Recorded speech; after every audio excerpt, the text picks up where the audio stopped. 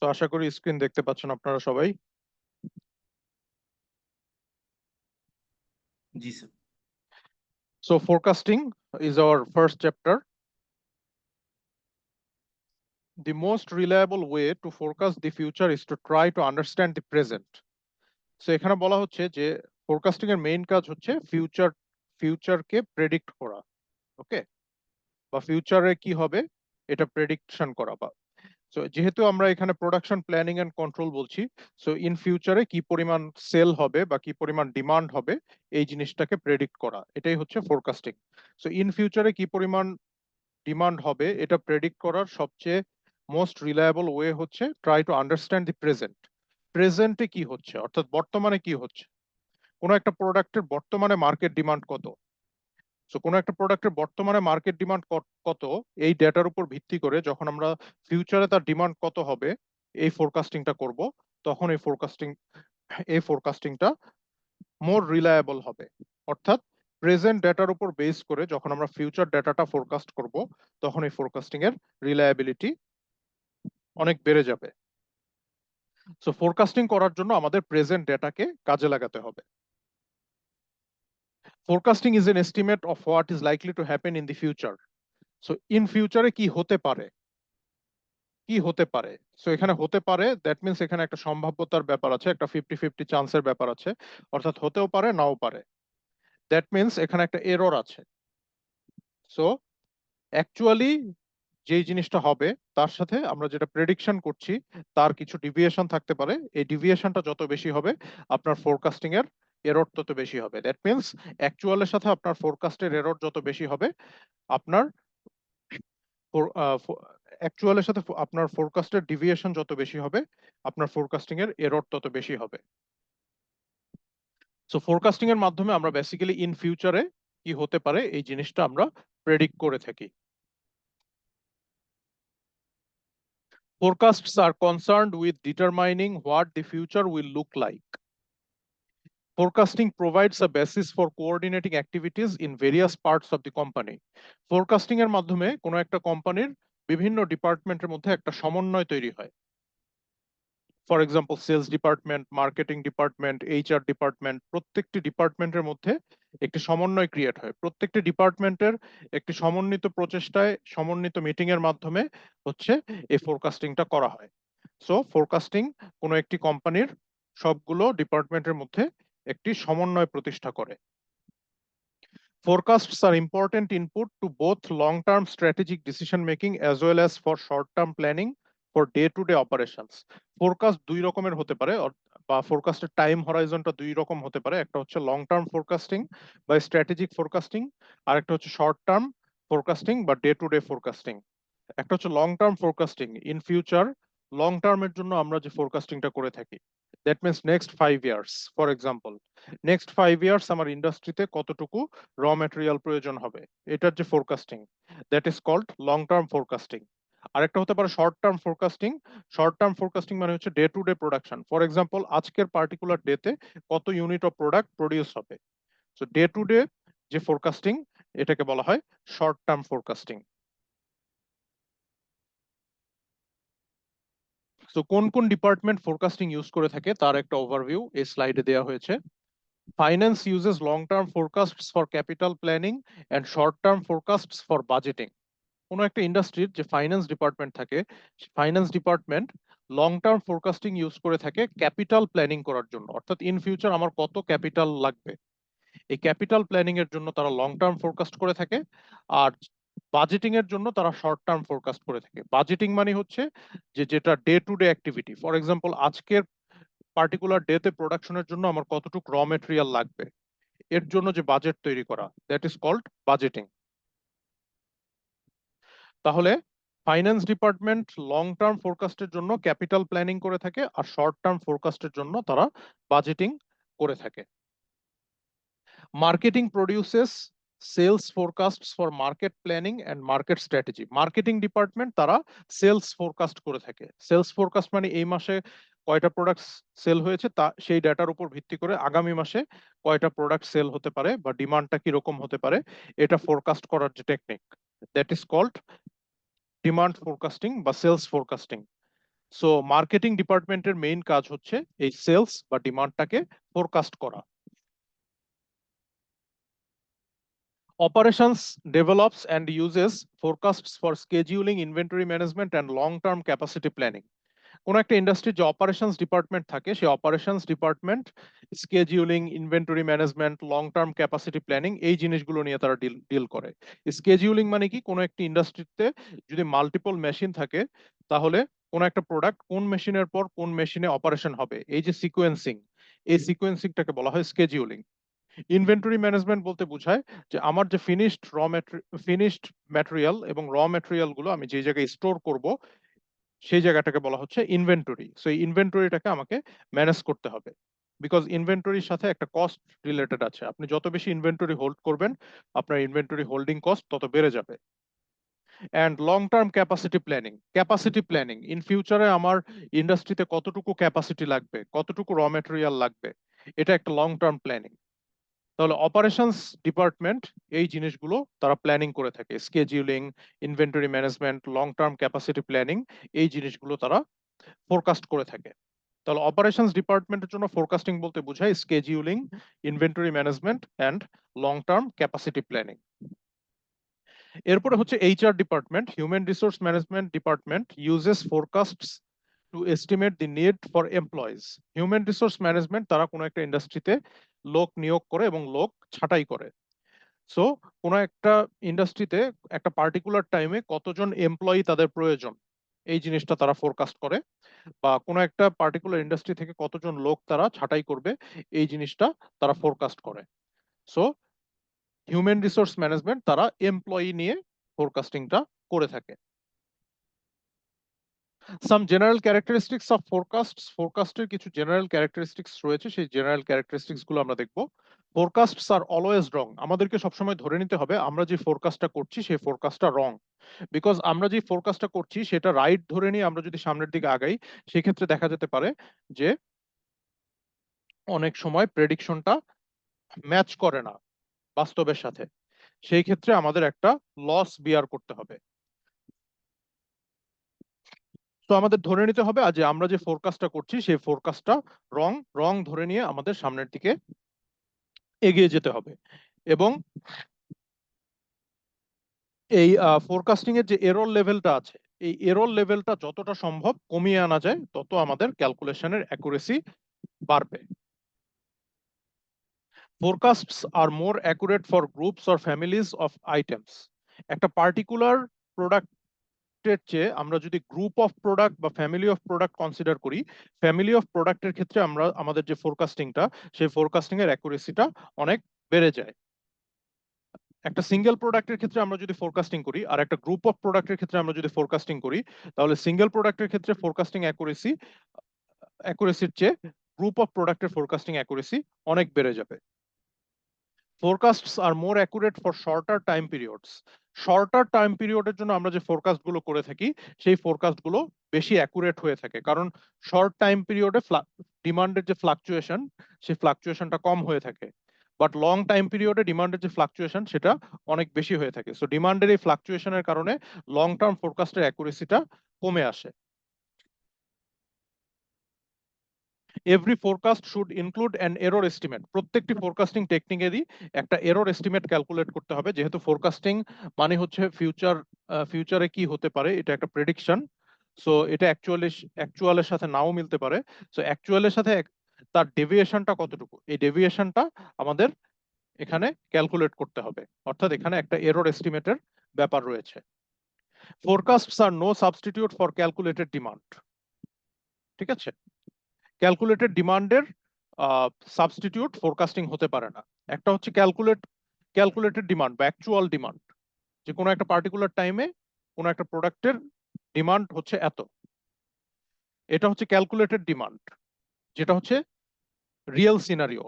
আর ফোরকাস্টিংটা হচ্ছে একটা prediction. So প্রেডিকশনের সাথে রিয়েল সিনারিওর কখনো কম্পারিজন হতে পারে না। সো ফোরকাস্টিংটা আমরা কখন করে থাকি, যখন হচ্ছে আমরা আমাদের ফিউচারের কোনো ডিমান্ড আমাদের প্রেডিক্ট করতে হবে ইউজিং দি এক্সিস্টিং ডাটাটা ইউজ করে, যখন আমরা ফিউচারের ডাটাটা প্রেডিক্ট করব তখন আমরা ফোরকাস্টিংটা ইউজ করব। কিন্তু ফোরকাস্টিংকে কখনোই ক্যালকুলেটেড ডিমান্ডের সাবস্টিটিউট হিসেবে চিন্তা করা যাবে না, বিকজ ফোরকাস্টিং হচ্ছে একটা প্রেডিকশন, আর অ্যাকচুয়াল ডিমান্ড থেকে অবশ্যই তার কিছু না কিছু ডেভিয়েশন থাকবে।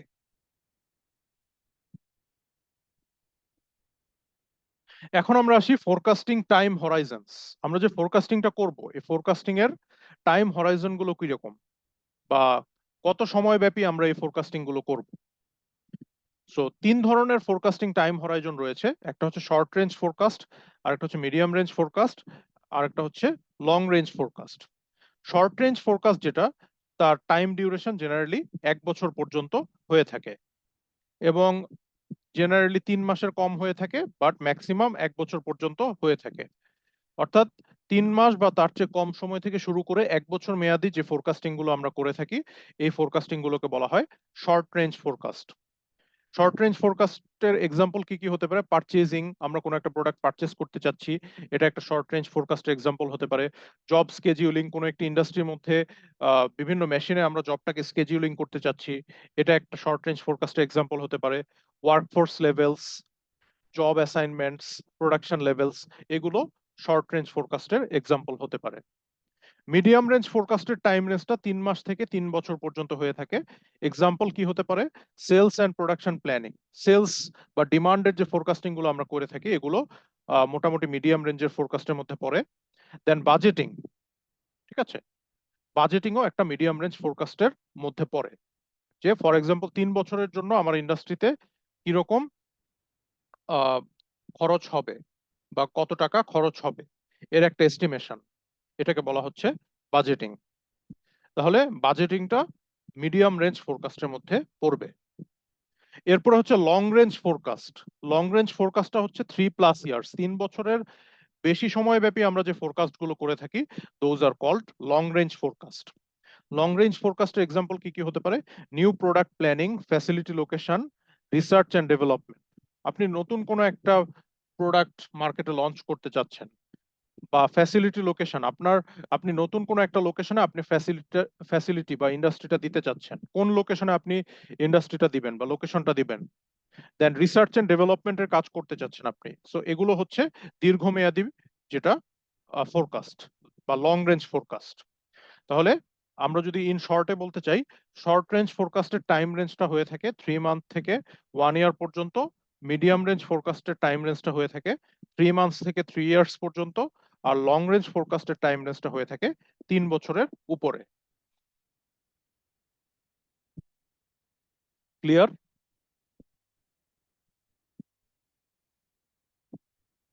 Yes, sir. এখন আমরা দেখব ফোরকাস্টিং অ্যাপ্রোচেস। ফোরকাস্টিং অ্যাপ্রোচ গুলোকে বেসিক্যালি 2 ভাগে ভাগ করা হয়, একটা হচ্ছে কোয়ালিটেটিভ মেথডস আর একটা হচ্ছে কোয়ান্টিটেটিভ মেথডস। কোয়ালিটেটিভ মেথডস গুলো হচ্ছে থিওরিটিক্যাল, আর কোয়ান্টিটেটিভ মেথডস গুলো হচ্ছে ম্যাথামেটিক্যাল। কোয়ালিটেটিভ মেথডে আমরা কিছু থিওরিটিক্যাল টেকনিক ইউজ করে ফোরকাস্টিংটা করে থাকি, আর কোয়ান্টিটেটিভ মেথডে আমরা কিছু ম্যাথামেটিক্যাল টুল বা ম্যাথামেটিক্যাল মডেল ইউজ করে ফোরকাস্টিংটা করে থাকি। এখন কথা হচ্ছে যে when to use the qualitative model. Qualitative মডেলগুলো আমরা কখন ইউজ করব? Used when situation is vague and little data exists. For example, new products or new technology. For example, আপনি নতুন কোনো একটা প্রোডাক্ট মার্কেটে লঞ্চ করতে চাচ্ছেন, যে প্রোডাক্টটা প্রিভিয়াসলি কেউ লঞ্চ করেনি, বা আপনি নতুন কোনো একটা টেকনোলজি লঞ্চ করতে চাচ্ছেন যেটা প্রিভিয়াসলি লঞ্চ করা হয়নি। সো প্রোডাক্ট বা টেকনোলজিটা আপনার জন্য কমপ্লিটলি নতুন। সো প্রিভিয়াসলি এর কোনো ডেটা নেই। তো যখন আপনার কাছে কোনো একটা প্রোডাক্টের প্রিভিয়াস কোনো ডেটা থাকবে না, বা প্রিভিয়াস ডেটা থাকলেও সেই ডেটাগুলো ইনভক, দ্যাট মিনস সেই ডেটাগুলো আর এখন ভ্যালিড নেই। তো যখন এই ধরনের সিচুয়েশন হবে যে আমার কাছে প্রিভিয়াস সেলস এর কোনো ডেটা নেই, বা প্রিভিয়াস সেলস এর ডেটাগুলো ইনভ্যালিড, তখন যে ফোরকাস্টিং গুলো আমরা করব, সেই ফোরকাস্টিং গুলোকে বলা হয় qualitative method. Involves intuition. Qualitative forecasting এর ক্ষেত্রে ইনটিউশনটা খুবই গুরুত্বপূর্ণ। ইনটিউশন মানে হচ্ছে অনুমান, অনুমান করা।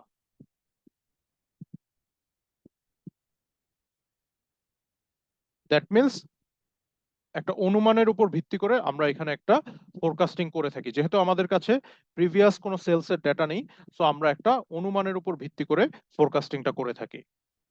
সো কোয়ালিটেটিভ মেথডের ক্ষেত্রে ইনটিউশনটা থাকবে।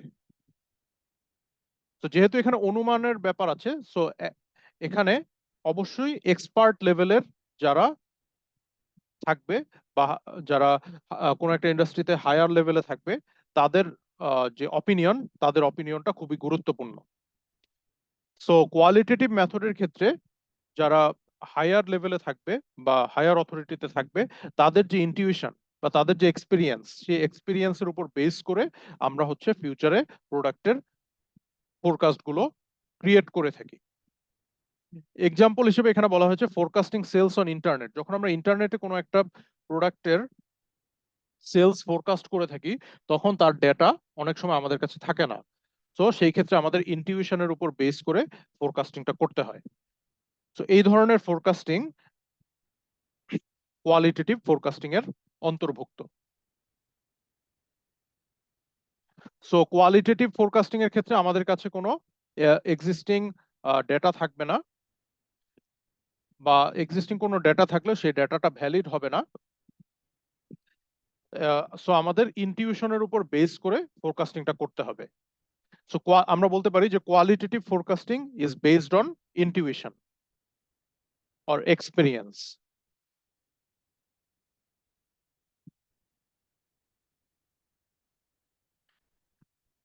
এরপরে হচ্ছে quantitative methods. Quantitative methods are used when situation is stable and historical data exist। যখন কোনো একটা প্রোডাক্টের হিস্টোরিক্যাল ডেটা এক্সিস্টিং থাকবে বা প্রিভিয়াস সেলসের ডেটা এক্সিস্টিং থাকবে, তখন আপনি যেই ফোরকাস্টিং টেকনিকটা অবলম্বন করতে পারেন সেটা হচ্ছে quantitative forecasting method. So quantitative ফোরকাস্টিংটা আমরা করব এক্সিস্টিং প্রোডাক্ট অ্যান্ড কারেন্ট টেকনোলজির ক্ষেত্রে। এক্সিস্টিং প্রোডাক্ট মিনস যে প্রোডাক্টটা অলরেডি মার্কেটে রানিং কন্ডিশনে আছে। কারেন্ট টেকনোলজি, যে টেকনোলজিটা অলরেডি মার্কেটে রানিং কন্ডিশনে আছে। এই ধরনের এক্সিস্টিং প্রোডাক্ট অ্যান্ড কারেন্ট টেকনোলজির ক্ষেত্রে আমরা কোয়ান্টিটেটিভ ফোরকাস্টিংটা ইউজ করতে পারি। Involves mathematical techniques. So quantitative মেথডে আমরা কিছু mathematical technique and mathematical model use করে ফোরকাস্টিংটা করে থাকি। For example, forecasting sales of colour televisions. Colour টেলিভিশনের যে সেলস ফোরকাস্টিং, এটা একটা কোয়ান্টিটেটিভ ফোরকাস্টিং এর এক্সাম্পল। এখানে আমরা কিছু mathematical tool and mathematical model use করে ফোরকাস্টিংটা করে থাকি। That's why this forecasting techniques are called quantitative forecasting.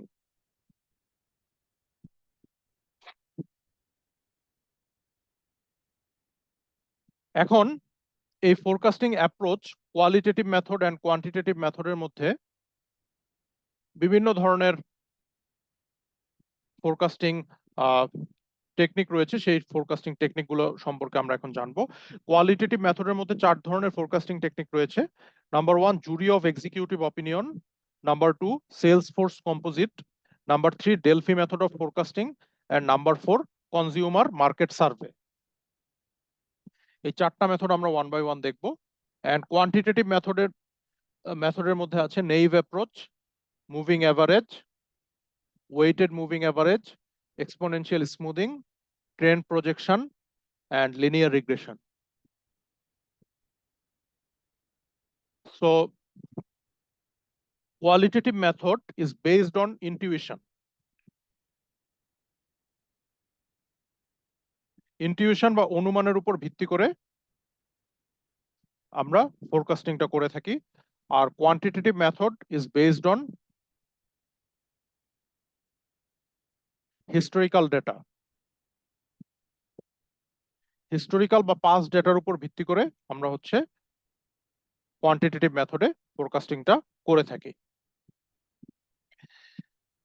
So quantitative মেথডে ম্যাথমেটিক্যাল টুলগুলো কাজে লাগানো হবে, আর কোয়ালিটেটিভ মেথডে হচ্ছে থিওরিটিক্যাল নলেজ গুলো আমাদের এখানে থিওরিটিক্যাল নলেজ বা ইনটিউশনের যে নলেজ, সেই নলেজটা ইউজ করে এখানে ফোরকাস্টিংটা করা হবে। তো এখন আমরা ওয়ান বাই ওয়ান এই টেকনিক গুলো দেখবো। প্রথমে আমরা দেখবো কোয়ালিটেটিভ মেথডস, এরপরে আমরা দেখবো কোয়ান্টিটেটিভ মেথডস।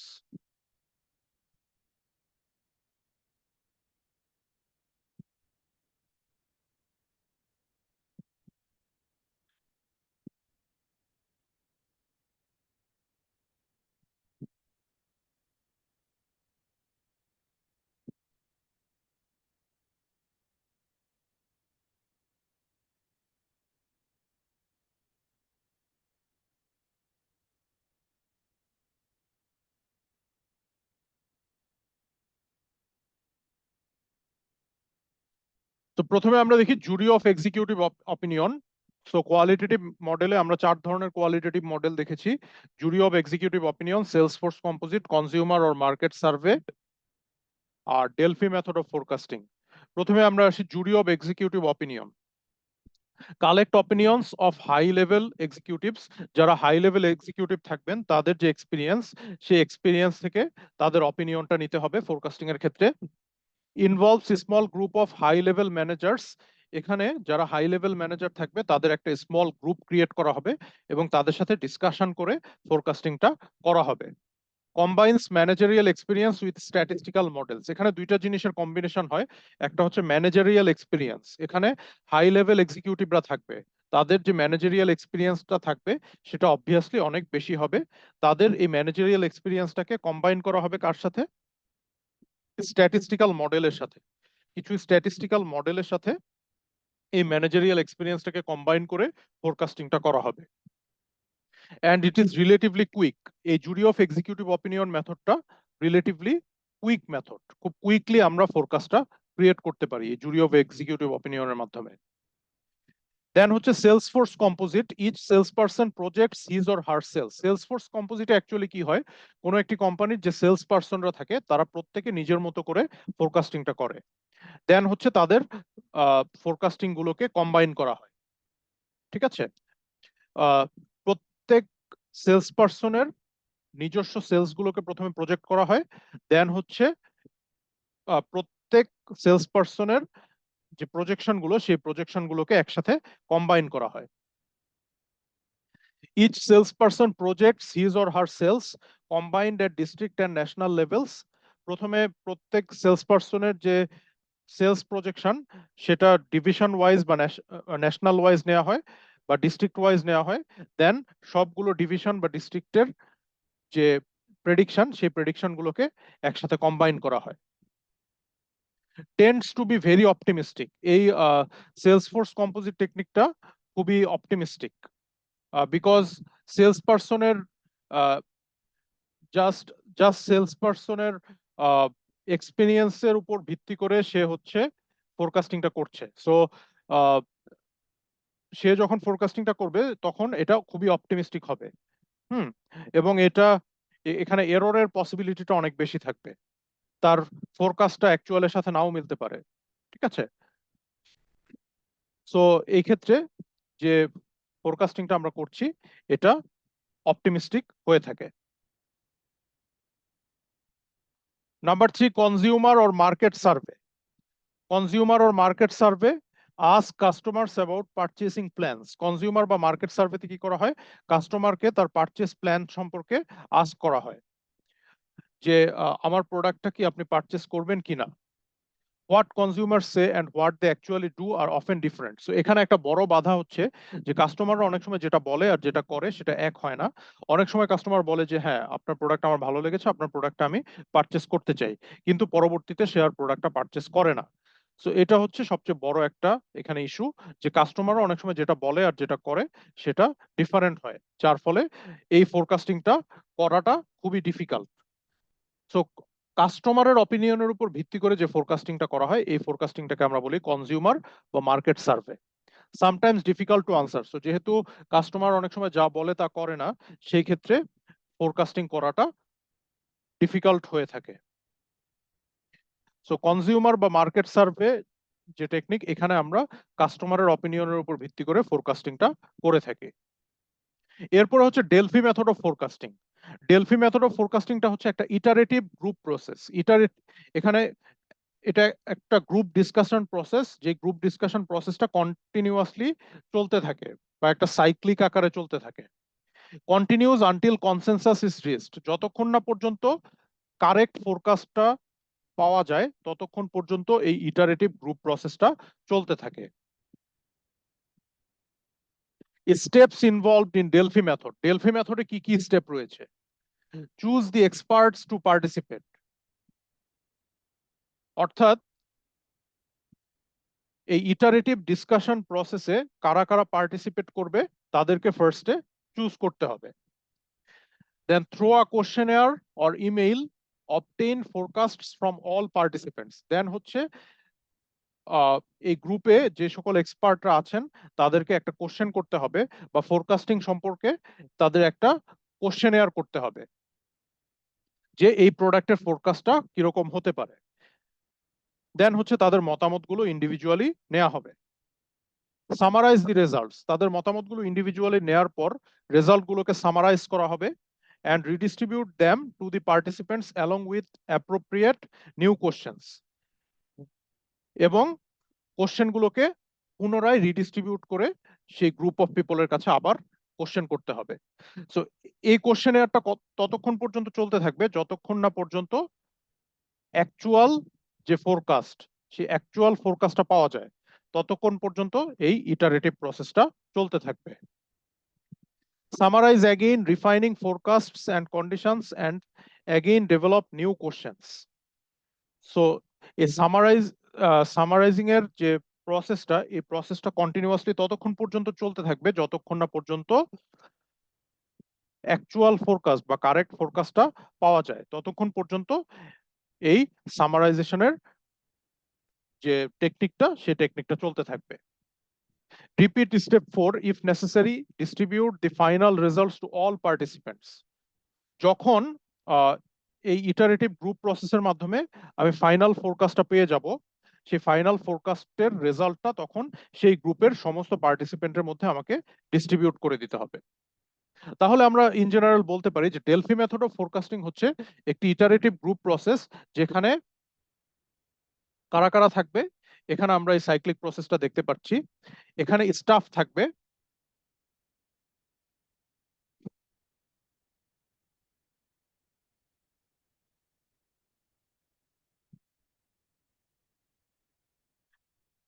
এখানে স্টাফ থাকবে, এখানে রেসপন্ডেন্টস থাকবে, এবং এখানে ডিসিশন মেকারস থাকবে। স্টাফ হচ্ছে যারা হচ্ছে আপনার ইন্ডাস্ট্রির ভিতরে যারা স্টাফ আছেন, অর্থাৎ অ্যাডমিনিস্ট্রেটিভ লেভেলে যারা আছেন তারা থাকবে। রেসপন্ডেন্টস, রেসপন্ডেন্টস কারা? People who can make valuable judgements. So staff যারা থাকবেন তারা তাদের অপিনিয়ন দিবেন, এবং রেসপন্ডেন্ট রেসপন্ডেন্টরা কি করবেন? তাদের স্টাফদের এই অপিনিয়নটাকে তারা জাজ করবেন। জাজ করার পর তারা এই ডিসিশনটাকে সেন্ড করবেন হচ্ছে যারা ডিসিশন মেকার, অর্থাৎ হায়ার অথরিটি থাকবে তাদের কাছে, এবং তারা এই ডিসিশনগুলোকে ভালোভাবে ইভালুয়েট করবেন, খুব স্মুথলি তারা ইভালুয়েট করবেন।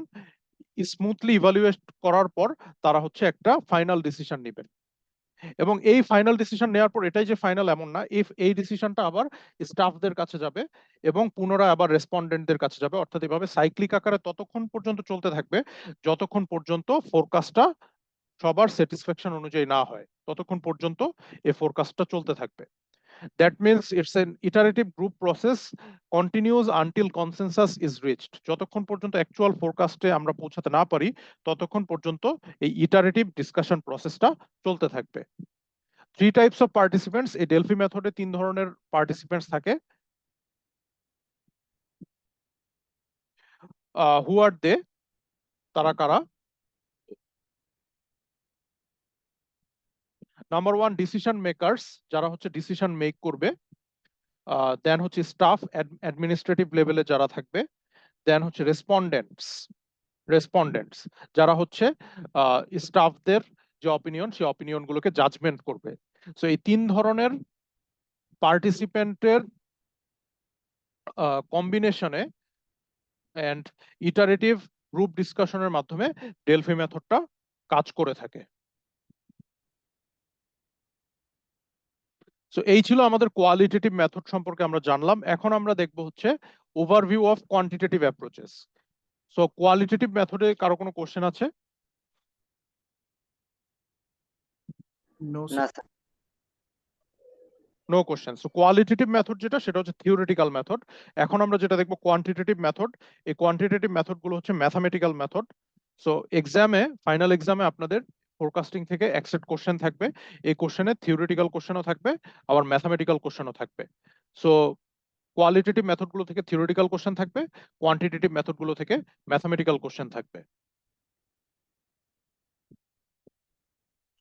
ফার্স্ট হচ্ছে naive approach, then moving averages, exponential smoothing, trend projection, linear regression. তো প্রথম যে চারটা method, naive approach, moving average, exponential smoothing আর ট্রেন্ড প্রজেকশন, এই চারটা মেথডকে আমরা বলতেছি টাইম সিরিজ মডেল। আর লাস্টের যে মেথডটা লিনিয়ার রিগ্রেশন, এটাকে আমরা বলতেছি অ্যাসোসিয়েটিভ মডেল।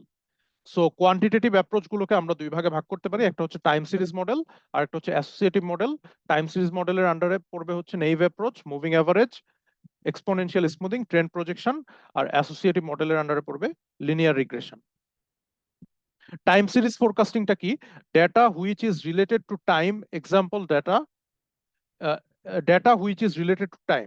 টাইম সিরিজ ফোরকাস্টিংটা হচ্ছে যে ফোরকাস্টিংটা টাইমের সাথে রিলেটেড, বা যে ফোরকাস্টিং এর ডেটাগুলো টাইমের সাথে related. For example data of rainfall with respect to date and time. ফর এক্সাম্পল কোন একটা পার্টিকুলার মান্থে ডেট এন্ড টাইম অনুযায়ী আমরা রেইনফলের ডেটাটা রেকর্ড করলাম। সো এই রেইনফলের ডেটাটা কি? টাইমের সাথে রিলেটেড। সো এটা হচ্ছে একটা টাইম সিরিজ ফোরকাস্টিং। এরপর হচ্ছে data of sales records with respect to month or year. কোন একটা পার্টিকুলার মান্থে কোন একটা পার্টিকুলার প্রোডাক্টের কত ইউনিট সেল হলো, এটার একটা মান্থলি বা ইয়ারলি একটা প্রেডিকশন। ঠিক আছে, এটা টাইমের সাথে রিলেটেড। তো যেহেতু টাইমের সাথে রিলেটেড, দ্যাটস ওয়াই এটা হচ্ছে টাইম সিরিজ ফোরকাস্টিং।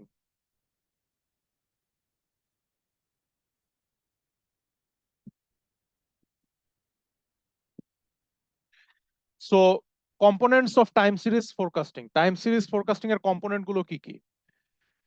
ট্রেন্ড, এটা একটা কম্পোনেন্ট। সাইক্লিক্যাল, এটা একটা কম্পোনেন্ট। র্যান্ডম একটা কম্পোনেন্ট। সিজনাল একটা কম্পোনেন্ট। অনেক সময় দেখা যায় যে সিজনাল ভেরিয়েশন থাকে। ঠিক আছে, যেমন সামার সিজনে যে প্রোডাক্ট গুলো সেল হয়, উইন্টার সিজনে কিন্তু সেই প্রোডাক্ট গুলো সেল হয় না। সো সিজনাল একটা ভেরিয়েশন এখানে থাকতে পারে। দেন হচ্ছে ট্রেন্ড। ট্রেন্ড থাকতে পারে, যেমন কোনো একটা পার্টিকুলার সিজনে কোনো একটা পার্টিকুলার প্রোডাক্টের ট্রেন্ড হঠাৎ করে বেড়ে যেতে পারে, আবার কোনো একটা পার্টিকুলার প্রোডাক্টের ট্রেন্ড হঠাৎ করে কমে যেতে পারে। সো ট্রেন্ডের একটা ইস্যু এখানে থাকতে পারে। দেন সাইক্লিক্যাল ডিমান্ড। ডিমান্ডটা সাইক্লিক্যাল হতে পারে। ঠিক আছে, আহ কোন কোন সিজনে ডিমান্ডটা খুব বেশি, আবার কোন কোন সিজনে ডিমান্ডটা খুব কম। দেন হচ্ছে র্যান্ডম। ডিমান্ডটা সাইক্লিক্যাল না হয়ে র্যান্ডম হতে পারে। র্যান্ডম মিন্স যখন ডিমান্ডটা বেশি হওয়ার কথা তখন ডিমান্ডটা কম, আবার যখন কম হওয়ার কথা তখন খুব বেশি। এই ধরনের র্যান্ডম অকারেন্স সেখানে থাকতে পারে। বাট যেহেতু তারা সকলে টাইমের সাথে related, that's why all of them are time series components. So one by one আমরা দেখি ট্রেন্ড। ট্রেন্ডটা কি? A gradual long term up or down movement of demand, linear, exponential, several year duration. ট্রেন্ডটা হচ্ছে একটা long term up or down movement. কোন একটা particular প্রোডাক্টের যে ডিমান্ড, সেই ডিমান্ডটা যদি একটা লং টার্ম ব্যাপী আপ বা ডাউন কোনো মুভমেন্টে থাকে, তাহলে এই মুভমেন্টটাকে আমরা বলি ট্রেন্ড। গ্র্যাজুয়ালি এটা বাড়তে পারে, আবার গ্র্যাজুয়ালি কমতে পারে। ঠিক আছে, বাড়লেও এটা ট্রেন্ড, আবার কমলেও এটা ট্রেন্ড। দেন হচ্ছে সিজনাল প্যাটার্ন। সিজনাল প্যাটার্নটা কি? যে কোনো একটা পার্টিকুলার সিজনে কোনো একটা পার্টিকুলার প্রোডাক্টের ডিমান্ডটা অনেক বেড়ে যায়। ফর এক্সাম্পল এখন সামার সিজন, এখন এসির ডিমান্ড অনেক বেশি। ঠিক আছে, সো এটা হচ্ছে একটা seasonal pattern. Cycle, and up down repetitive movement in demand due to interactions of factors influencing economy, usually 2 to 10 years duration. Cyclic ডিমান্ডটা হচ্ছে সাইকেলের মতো, একবার বাড়বে আবার কমবে, এভাবে সাইক্লিক আকারে চলতে থাকবে। ঠিক আছে, এন্ড সাইকেলের মধ্যে কোনো ডিভিয়েশন হবে না, সাইকেল আকারে সে চলতে থাকবে। আরেকটা হচ্ছে র্যান্ডম ভেরিয়েশন। কিছু ভেরিয়েশন আছে খুবই র্যান্ডম। হ্যাঁ, ডিমান্ড দেখা যায় যে কখনো খুব বেশি, কখনো খুব কম। এরা কোনো প্যাটার্ন ফলো করে না, they do not follow any pattern, randomly ডিমান্ডটা ভেরি করে। এই ধরনের ভেরিয়েশন গুলোকে আমরা বলে থাকি র্যান্ডম ভেরিয়েশনস। সো এখানে গ্রাফের মাধ্যমে আমরা এই কম্পোনেন্ট গুলো দেখানোর চেষ্টা করেছি।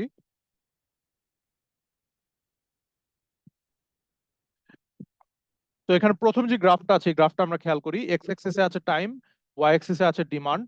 সো এখানে আমরা একটা কার্ভ খেয়াল করতে পারছি। আহ, এই কার্ভটা কিন্তু র্যান্ডম, কখনো ডিমান্ড বাড়তেছে, আবার কখনো কমতেছে, আবার কখনো বাড়তেছে। সো এটা হচ্ছে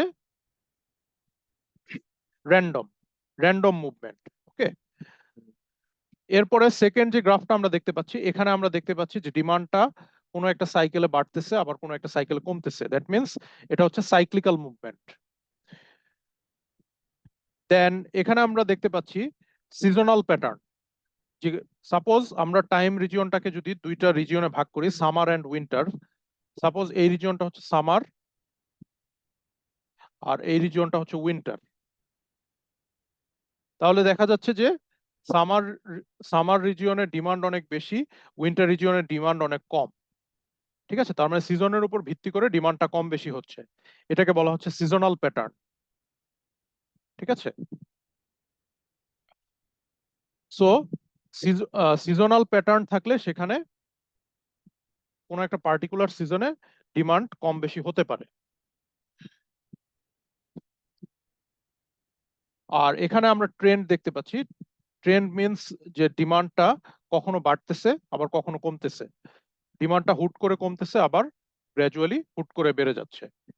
তো এই যে হুট করে কমে যাওয়া বা হুট করে বেড়ে যাওয়া ডিমান্ডটা, এটাকে বলা হয় ট্রেন্ড। ঠিক আছে, সো যখন আমরা ফোরকাস্টিং করব তখন আমাদের এই ট্রেন্ডটাকেও অ্যাডজাস্ট করতে হবে এবং ট্রেন্ডটাকে কনসিডারেশনে রাখতে হবে যে কোনো একটা পার্টিকুলার সিজনে কোনো ট্রেন্ড এক্সিস্টিং আছে কি নেই।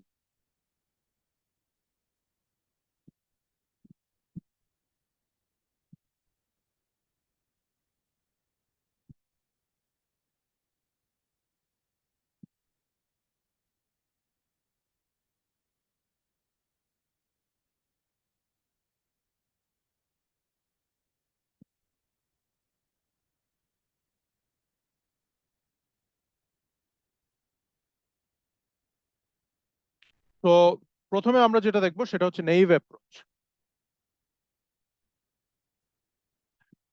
নেইভ অ্যাপ্রোচটা কি? Assumes demand in next period is the same as demand in most period. তো নেইভ অ্যাপ্রোচে কি করা হয় যে ফোরকাস্টিং করার ক্ষেত্রে সাপোজ নেক্সট মান্থে কয়টা প্রোডাক্ট সেল হবে, এটা কিভাবে ফোরকাস্ট করা হয়? আগের মাসে যেটা সেল হয়েছে ঠিক সেম সেল পরের মাসে হবে, এরকম একটা অ্যাজাম্পশন এখানে ধরে নেওয়া হয়। For example, if January sales were 68, then February sales will be 68। For example, কোনো একটা পার্টিকুলার প্রোডাক্ট জানুয়ারি মাসে 68 ইউনিট সেল হয়েছে, সো ধরে নেওয়া হলো যে ফেব্রুয়ারি মাসেও 68 ইউনিট সেল হবে। অর্থাৎ প্রিভিয়াস মান্থে যেই পরিমাণ সেল হয়েছে পরের মাসেও ঠিক সেম পরিমাণ সেল হবে। ঠিক আছে, এটা অ্যাকচুয়ালি অ্যাকুরেট না, যেহেতু ডিমান্ডটা অ্যাকচুয়ালি ফ্লাকচুয়েট করে। তো নেইভ অ্যাপ্রোচের অ্যাকুরেসিটা অনেক কম হয়ে থাকে, যেহেতু নেইভ অ্যাপ্রোচে প্রিভিয়াস ডিমান্ডটাকেই নেক্সট ডিমান্ড হিসেবে ধরে নেওয়া হয়, সো এখানে অ্যাকুরেসি লেভেলটা অনেক কম হয়ে থাকে। Sometimes cost effective and efficient, এটা অনেক সময় কস্ট ইফেক্টিভ অ্যান্ড এফিশিয়েন্ট হয়ে থাকে। কিছু কিছু প্রোডাক্টের ক্ষেত্রে এটা এফিশিয়েন্ট হয়ে থাকে, যে সকল প্রোডাক্টের ডিমান্ড গুলো ফ্লাকচুয়েট করে না সেই সকল প্রোডাক্টগুলোর ক্ষেত্রে এটা ইফেক্টিভ। বাট যে সকল প্রোডাক্টের ক্ষেত্রে ডিমান্ডটা ফ্লাকচুয়েট করে সেই সকল প্রোডাক্টের ক্ষেত্রে এই নেইভ অ্যাপ্রোচের অ্যাকুরেসিটা অনেক কম। Can be good starting point, forecasting এর ক্ষেত্রে নেইভ অ্যাপ্রোচটা একটা গুড স্টার্টিং পয়েন্ট হতে পারে, যদিও এর অ্যাকুরেসি লেভেলটা কম। বিকজ বর্তমানে যে সকল প্রোডাক্ট এক্সিস্টিং আছে মার্কেটে, most of the products demands are fluctuating. বেশিরভাগ প্রোডাক্টের ডিমান্ড হচ্ছে টাইমের সাথে ফ্লাকচুয়েট করে। সো অ্যাকচুয়ালি গত মাসে যে কয়টা সেল হয়েছে এই মাসেও ঠিক ওই কয়টাই সেল হবে, এটা এক্স্যাক্টলি বলা যায় না। ওকে, সো নেইভ অ্যাপ্রোচের বেসিক প্রিন্সিপালটা কি? প্রিভিয়াস মান্থে যে কয়টা অ্যামাউন্ট প্রোডাক্ট সেল হয়েছে এই মান্থও ঠিক সেই কয়টা অ্যামাউন্ট প্রোডাক্ট সেল হবে।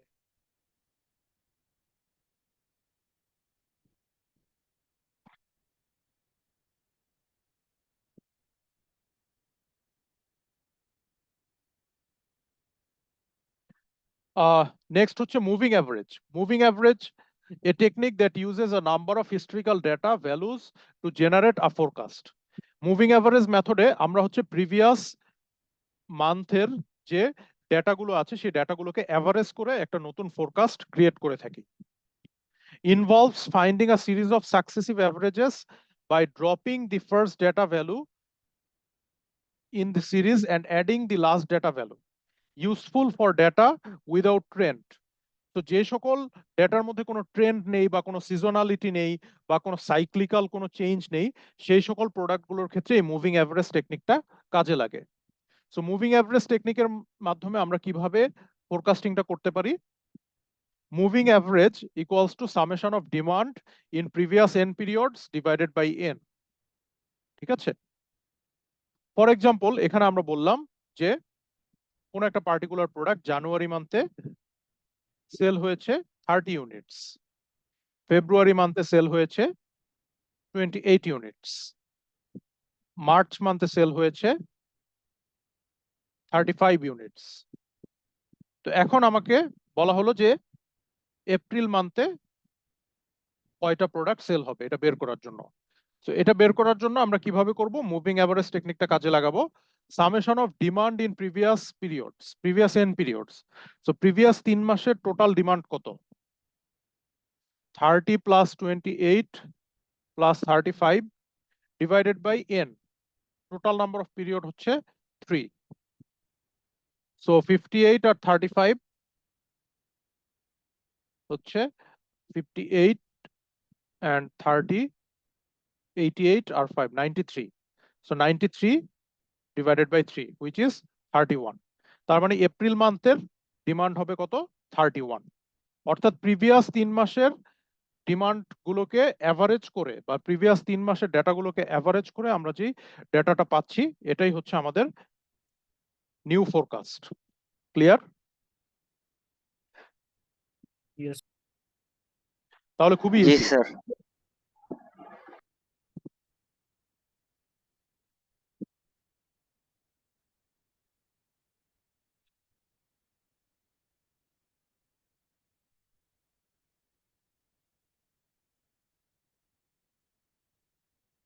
ওকে,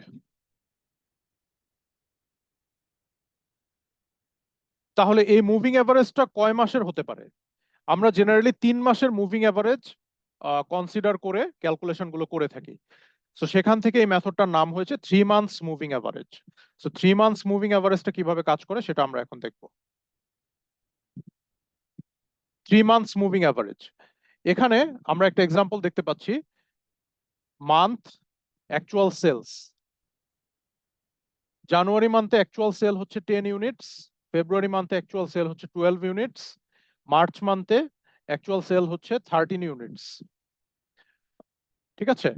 দেন এপ্রিল মান্থে অ্যাকচুয়াল সেল হচ্ছে 16 ইউনিটস, মে মান্থে অ্যাকচুয়াল সেল হচ্ছে 19 ইউনিটস, জুন মান্থে অ্যাকচুয়াল সেল 23 ইউনিটস, জুলাই মান্থে 26 ইউনিটস। এখানে আমরা 3 মান্থস মুভিং অ্যাভারেজ অ্যাপ্লাই করলাম। 3 মান্থস মুভিং অ্যাভারেজ অ্যাপ্লাই করার জন্য আপনার প্রিভিয়াস 3 মাসের একটা অ্যাভারেজ আপনার এখানে করা লাগে। তাহলে 3 মাস কি কি? জানুয়ারি, ফেব্রুয়ারি, মার্চ।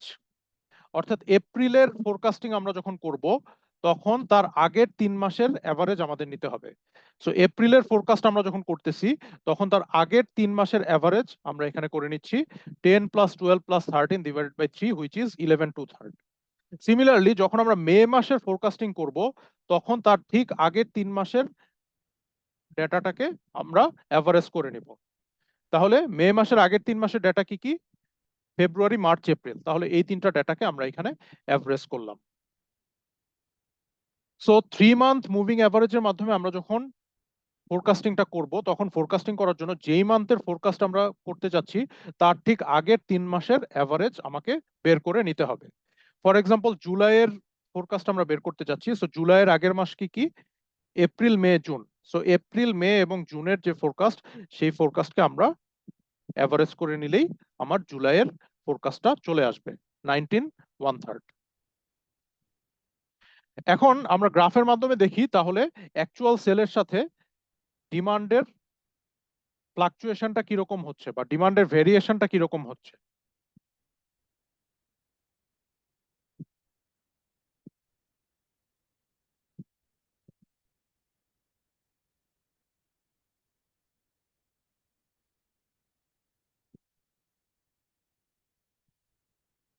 এই গ্রাফ থেকে আমরা একটা আইডিয়া পাচ্ছি। এক্স অ্যাক্সিসে যদি আমরা মান্থ গুলো নেই এন্ড ওয়াই অ্যাক্সিসে যদি আমরা সেলস গুলো নেই, তাহলে এখানে আমরা ব্লু কালারে যে গ্রাফটা দেখতে পাচ্ছি সেটা হচ্ছে মুভিং অ্যাভারেজ ফোরকাস্ট। আর এখানে আমরা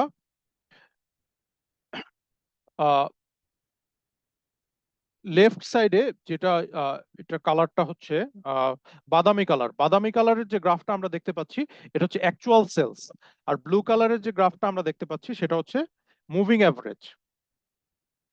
সো আমরা যদি প্যাটার্নটা খেয়াল করি, প্যাটার্ন অ্যাকচুয়াল সেলস গ্র্যাজুয়ালি জানুয়ারি থেকে বাড়ছে, জানুয়ারি থেকে বাড়তে বাড়তে জুলাইয়ে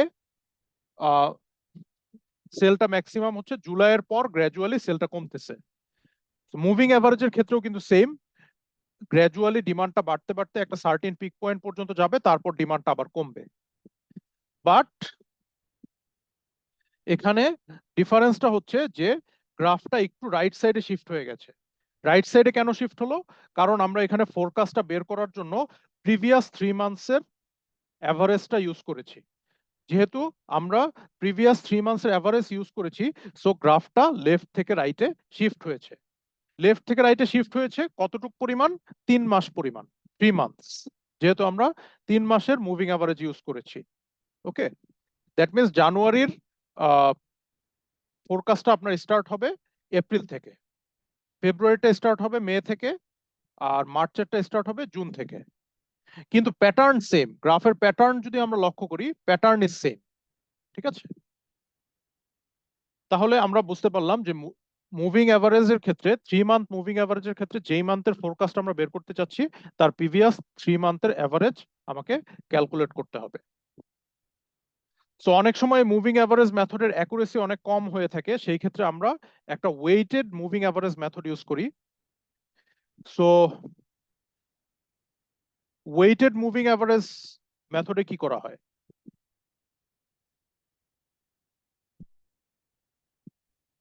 ওয়েটেড মুভিং অ্যাভারেজ মেথডে ইমিডিয়েট প্রিভিয়াস যে মান্থ সেই মান্থটাকে বেশি ওয়েট দেওয়া হয়, এবং তার আগের যে মান্থ সেটাকে আরেকটু কম, এবং তার আগের যে মান্থ সেটাকে আরেকটু কম ওয়েট দেওয়া হয়। এটা এক্সাম্পলটা দেখলে আপনারা ক্লিয়ার হয়ে যাবেন।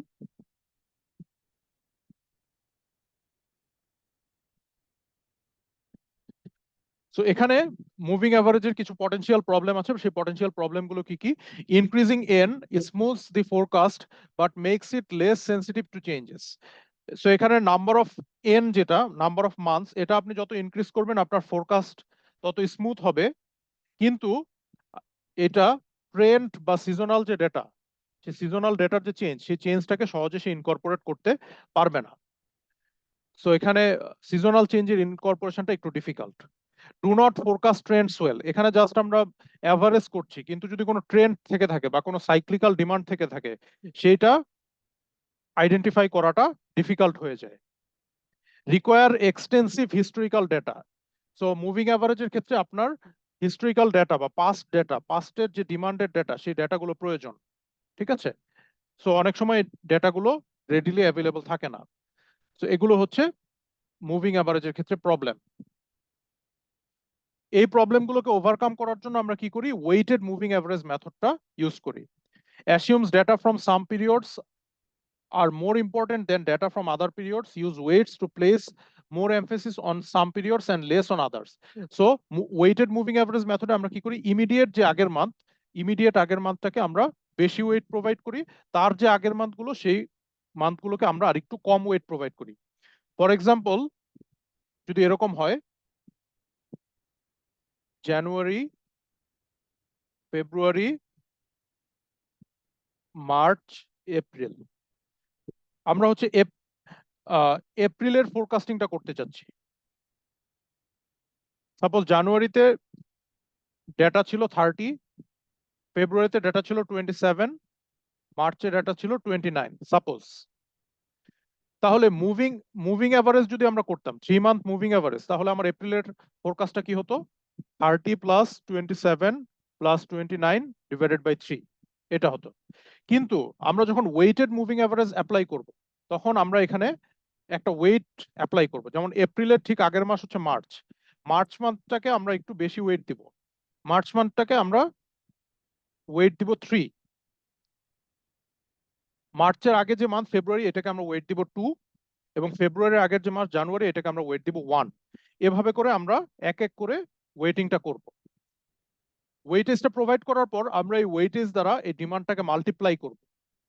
That means 3 multiplied by 29 plus ফেব্রুয়ারি মান্থের ওয়েট হচ্ছে 2, এই 2 এর সাথে মাল্টিপ্লাই হবে কে 27।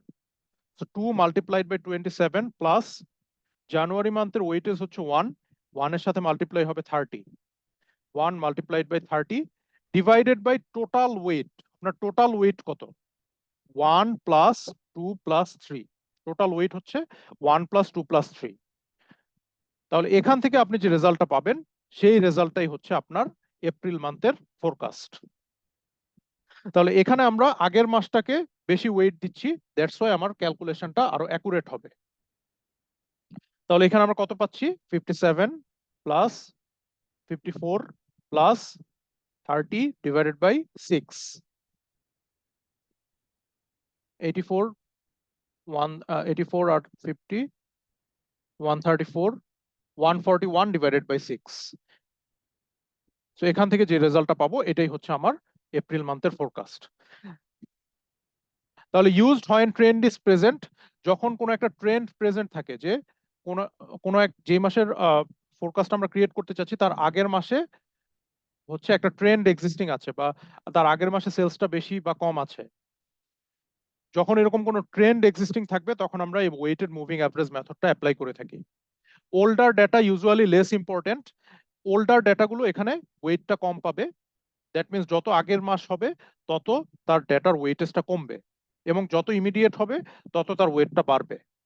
Weights based on experience and intuition, এবং এই ওয়েটটা ইনটিউশন অ্যান্ড এক্সপিরিয়েন্সের উপর বেস করে প্রোভাইড করা হয়।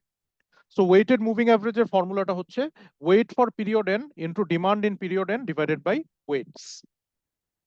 এখানে আমরা একটা এক্সাম্পল দেখি।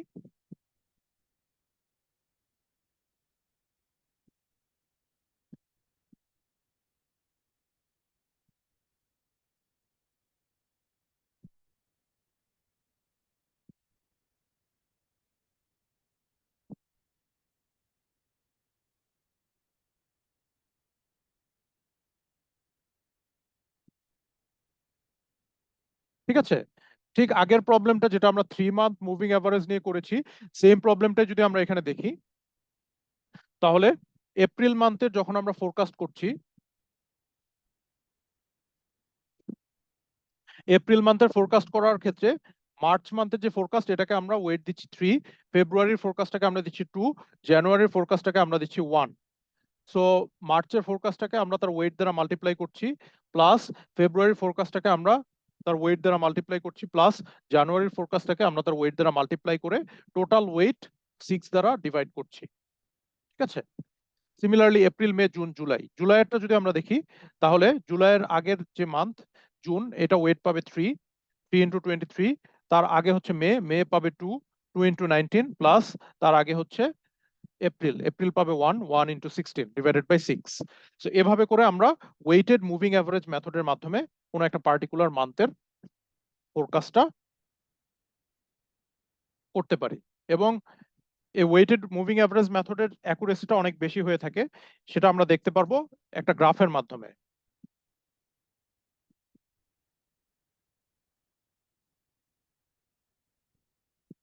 তাহলে ওয়েটেড মুভিং অ্যাভারেজ মেথডের টেকনিকটা কি ক্লিয়ার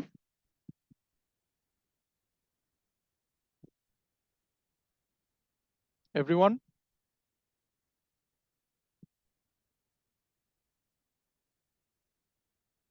হ্যালো? জি স্যার। তো এখানে আমরা যদি গ্রাফটা দেখি, প্রিভিয়াস যে গ্রাফটা ছিল, এখানে এটা হচ্ছে আমার অ্যাকচুয়াল সেলস,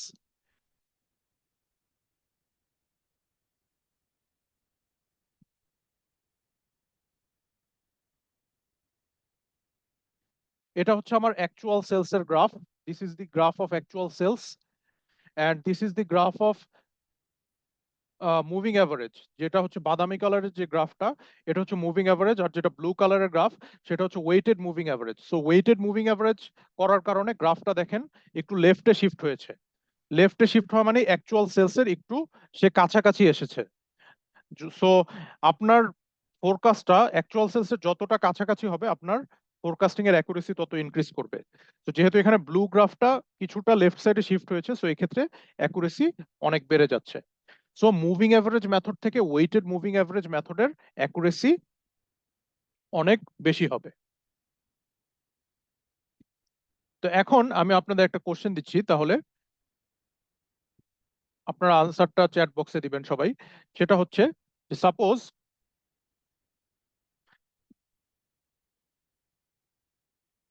একটা পার্টিকুলার ইন্ডাস্ট্রিতে কোনো একটা প্রোডাক্টের জানুয়ারি মান্থের সেলস এর ডেটা হচ্ছে 30, ফেব্রুয়ারি মান্থে সেলস এর ডেটা হচ্ছে 40, অ্যান্ড মার্চ মান্থে সেলস এর ডেটা হচ্ছে 35। সো এখন কোশ্চেন হচ্ছে যে এপ্রিল মান্থে ফোরকাস্টটা কত হবে, এটা বের করতে হবে using weighted moving average method. এপ্রিল মান্থে ফোরকাস্টটা কত হবে এটা বের করতে হবে weighted moving average method use করে। ঠিক আছে, এটা অ্যান্সারটা আমি 5 মিনিটস টাইম দিচ্ছি, আপনারা চ্যাট বক্সে দিতে পারেন।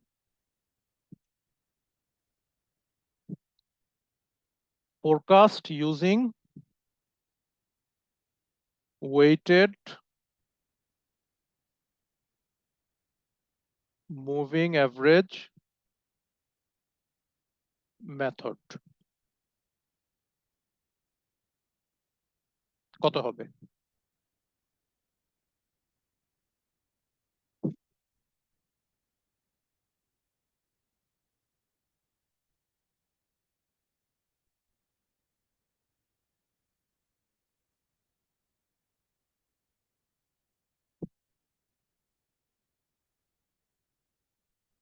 $35.83। ওকে, আর কেউ?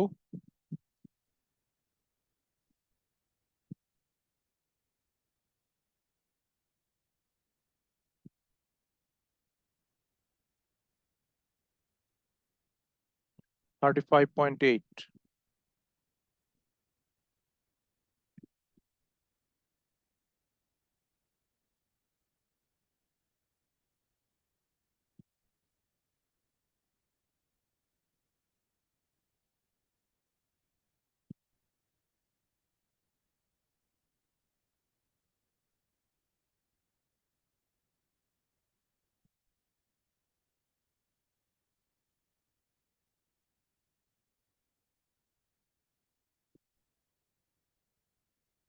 আচ্ছা ঠিক আছে, আমরা অ্যান্সারটা তাহলে দেখি।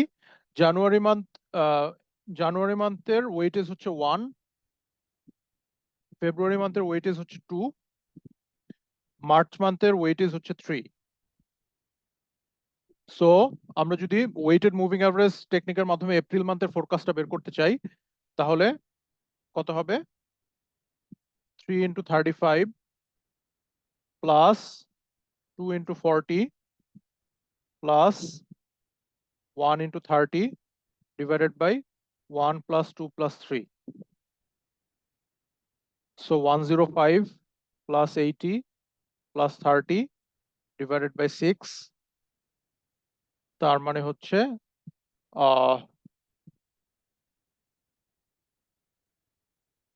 215 by 6, 215 by 6,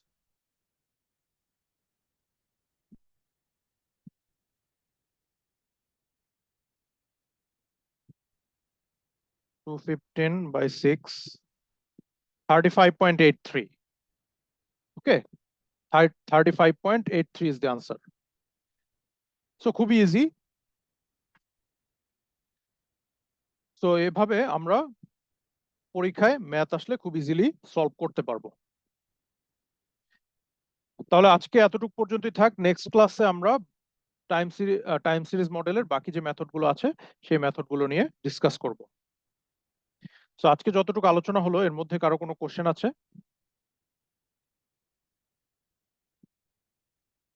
No, sir. Or any queries? ঠিক আছে, তাহলে আমরা ক্লাসটা এখানে এন্ড করতে পারি। সিআর আছেন এখানে? জি স্যার।